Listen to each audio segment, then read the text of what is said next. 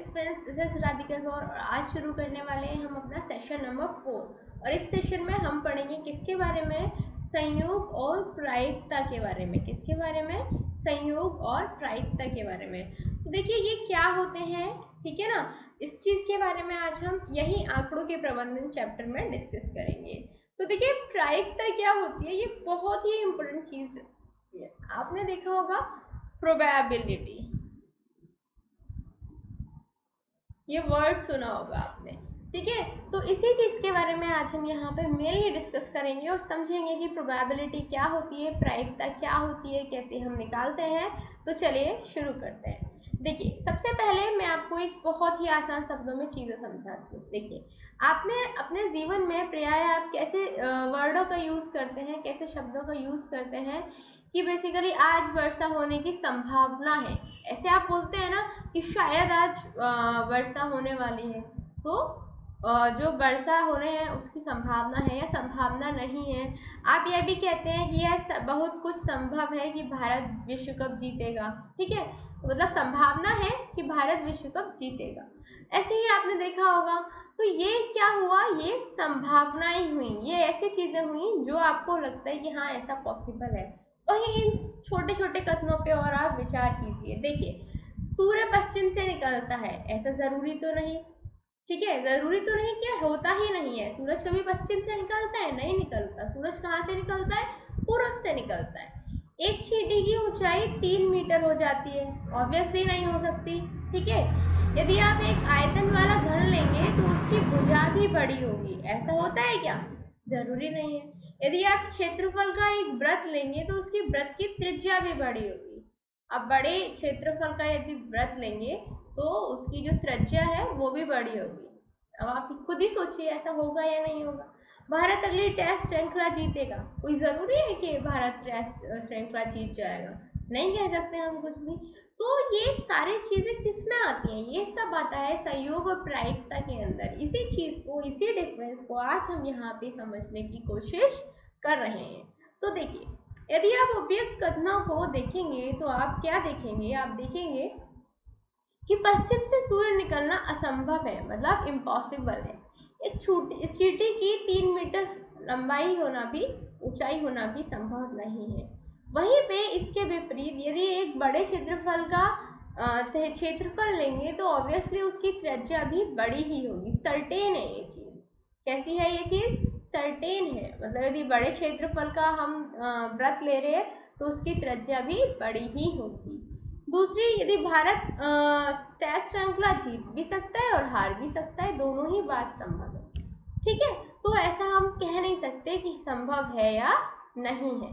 तो अब यही देखते हैं हम कि आखिर संयोग और प्रायिकता में डिफरेंस होता क्या है। तो देखिए यदि आप एक सिक्के को उछालें तो क्या आप सदैव इसी सही प्रागृति मतलब प्रेडिक्शन कर सकते हैं कि क्या प्राप्त होगा? जैसे एक सिक्का है, उस पर एक तो हेड होता है और नीचे की साइड उसमें टेल होता है, ठीक है।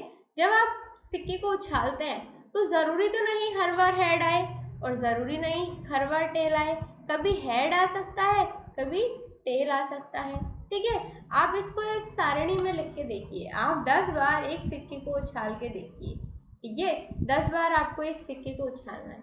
उछाल की संख्या नंबर, जैसे पहली बार आपने उछाला, आपने क्या देखा?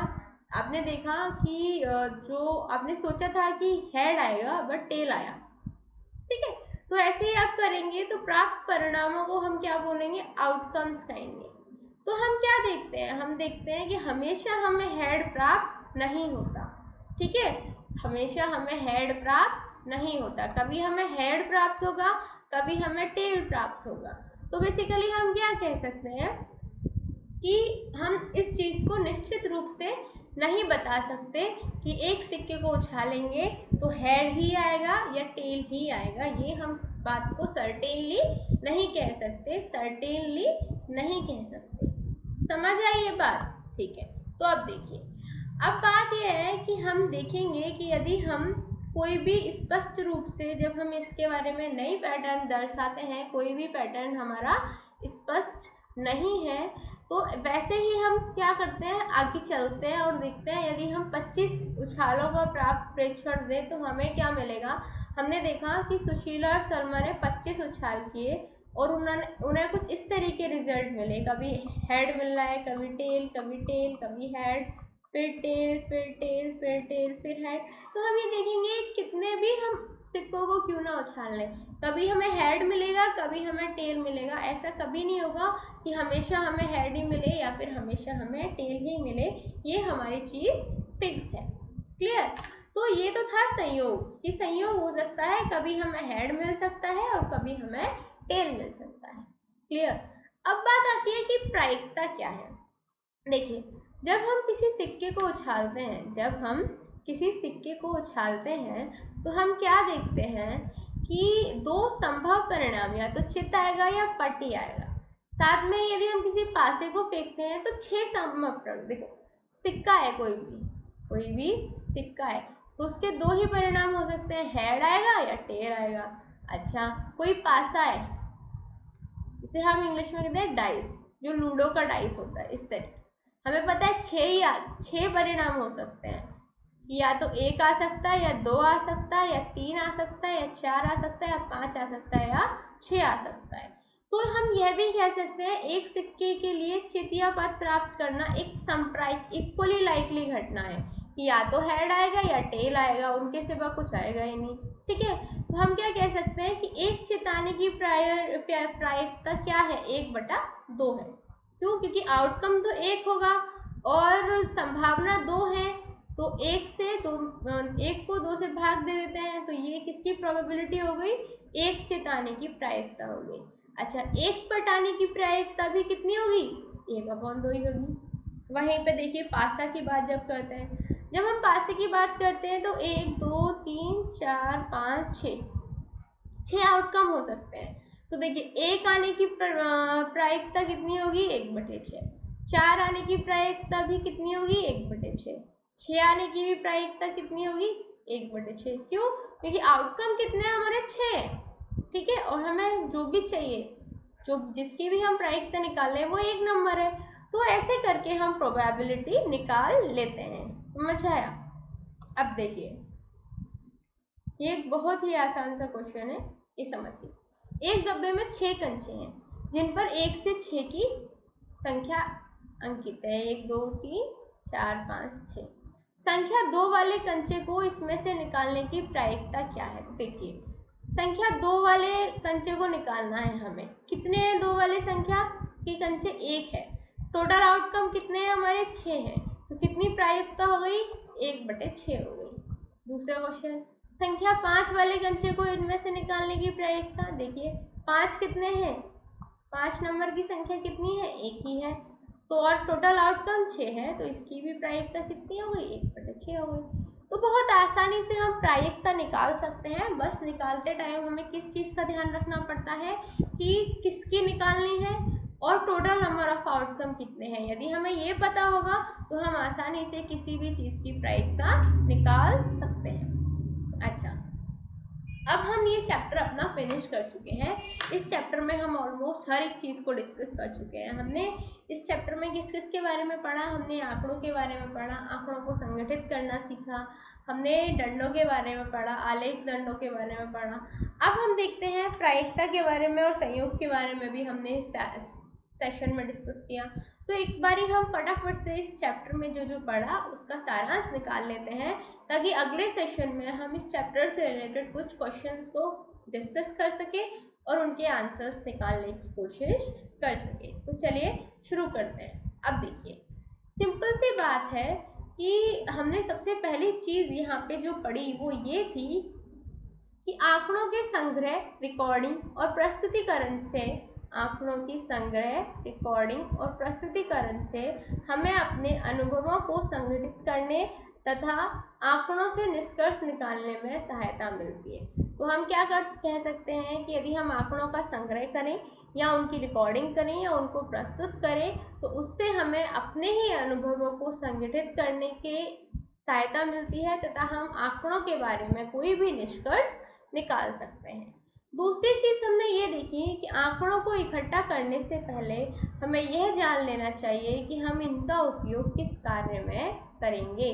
सिंपल सी बात है, यदि आपको बच्चों के मार्क्स के बारे में पता लगाना है और आप उन आंकड़ों का इस्तेमाल करके बार ग्राफ बना रहे हो, तो सबसे पहले आपको ये भी तो पता होना चाहिए ना आपको किस बेसिस पे बार ग्राफ बनाना है। आप बच्चों के मार्क्स के बेसिस पे बनाएंगे, या फिर उनके कलर के बेसिस पे बनाएंगे, या फिर उनकी हाइट के बेसिस पे बनाएंगे। तो सबसे पहले आपको ये पता लगाना ज़रूरी है कि आप उन बार ग्राफ का या उन आंकड़ों का इस्तेमाल कहाँ करेंगे। Clear, very good. अच्छा, नेक्स्ट पॉइंट देखिए। नेक्स्ट पॉइंट हमारा ये कहता है कि एकत्रित किए गए आंकड़ों को एक उपयुक्त सारणी के रूप में संगठित किए जाने की आवश्यकता होती है ताकि ये सरलता से समझने योग्य हो और इनकी व्याख्या की जा सके। ठीक है, सबसे पहले हम क्या करते हैं, कोई भी हमें आंकड़ा दिया गया है उस आंकड़े को हम एक उपयुक्त सारणी में संगठित कर लेते हैं। क्यों कर लेते हैं, ताकि हमें समझने में आसानी हो और उनकी व्याख्या भी हम आसानी से कर पाएँ। अब आप सिंपल सी बात देखिए, यदि मैं लिख दूं कि कुछ इस तरीके से मार्क्स आए हैं बच्चों के, तो आप पता लगा पाएंगे किसके कितने मार्क्स आए हैं, कितने नहीं आ पाए, किसके ज़्यादा हैं किसके कम हैं, आप कुछ भी पता नहीं लगा पाएंगे। तो इसीलिए हम सबसे पहले बच्चों के मार्क्स की सारणी बना लेंगे। लाइक रोल नंबर 1 के 5 नंबर हैं, रोल नंबर 2 के 8 नंबर हैं, रोल नंबर 3 के 10 नंबर हैं। इस बेसिस पे हम सारणी बना लेते हैं, अपनी सरलता के अनुसार हम सारणी का इस्तेमाल करते हैं और उनसे हम समझ सकते हैं कि जो आंकड़े हैं वो क्या कहना चाह रहे हैं। क्लियर। अच्छा, ये चीज़ समझिए। औसत क्या है, औसत एक संख्या है जो दिए हुए प्रेक्षणों के समूह का प्रतिनिधित्व करता है या उसकी केंद्रीय प्रवृत्ति को दर्शाता है। किसको दर्शाता है, सेंट्रल टेंडेंसी को। ठीक है, तो औसत हमारा वो संख्या है जो दिए गए प्रेक्षणों के समूह का प्रतिनिधित्व करता है तथा उसकी सेंट्रल टेंडेंसी को दर्शाता है। ओके, अच्छा नेक्स्ट देखिए, अंकगणितीय माध्य आंकड़ों का एक प्रतिनिधि मान है। अंकगणितीय माध्य क्या है, आंकड़ों का एक प्रतिनिधि मान है। ये चीज़ें आपको मैं इसलिए बता रही हूँ ताकि आपको फटाफट से जो भी मैंने इस पूरे चैप्टर में पढ़ाया आपको रिवाइज हो जाए। ये सारी चीज़ें मैं ऑलरेडी आपको पढ़ा चुकी हूँ, बट इन शॉर्ट आपको एक बार याद आ जाएगा कि मैंने आपको क्या पढ़ाया था। अगला टॉपिक देखिए, टॉपिक नहीं अगला पॉइंट देखिए। देखिए क्या कहता है, बहुलक केंद्र प्रवृत्ति या प्रतिनिधि मान का एक अन्य रूप है। प्रेक्षणों के समूह का बहुलक वह प्रेक्षण है जो सबसे अधिक बार आता है। मैंने बताया आपको बहुलक के बारे में, बहुलक के बारे में आपको आसानी से एक चीज़ समझ लेनी है कि सपोज करो ये हमारे नंबर ऑफ मार्क्स हैं जो बच्चों ने गेट किए हैं, तो हम देखेंगे कि बच्चों ने सबसे ज़्यादा जो मार्क्स गेट किए हैं कौन सा नंबर है जो सबसे ज़्यादा बार आया है, तो हमने देखा 4 सबसे ज़्यादा बार आया है। तो 4 सबसे ज़्यादा बार आया है तो 4 क्या हो गया, बहुलक हो गया। तो बहुलक क्या है, सबसे अधिक बार आया हुआ प्रेक्षण। क्लियर, वह प्रेक्षण जो सबसे अधिक बार आता है वो हमारा बहुलक कहलाता है। समझ में आया, वेरी गुड। अब बात आती है माध्यक क्या है। माध्यक भी एक प्रकार का प्रतिनिधि मान है।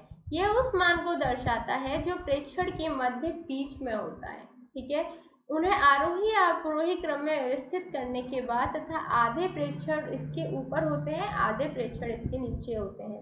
कहने का मतलब ये है, यदि ये नंबर्स हैं हमारे पास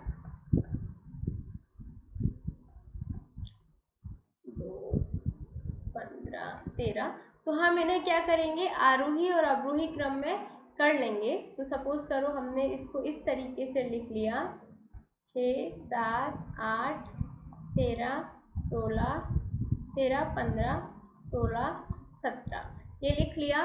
तो देखिए जो बीच में होगा, बीच में होगा मतलब आगे पीछे से एक एक कट करते जाइए, आगे पीछे से एक एक कट करते जाइए। बीच में क्या आया, हमारा 8 आया। तो 8 क्या है, हमारा माध्यक है। क्या है, माध्यक है। 8 के इधर भी 4 संख्याएं हैं, 8 के इधर भी 4 संख्याएं हैं, और बीच वाला जो 8 है वो क्या है, वो हमारा माध्यक हो गया।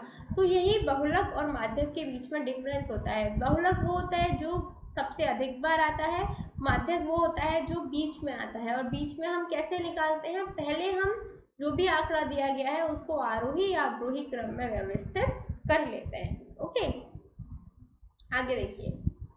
नेक्स्ट पॉइंट ये है हमारा, इकट्ठे किए गए आंकड़ों को बारंबारता बंटन सारणी की सहायता से चित्रीय रूप से दंड आलेखों के रूप में दर्शाया जा सकता है।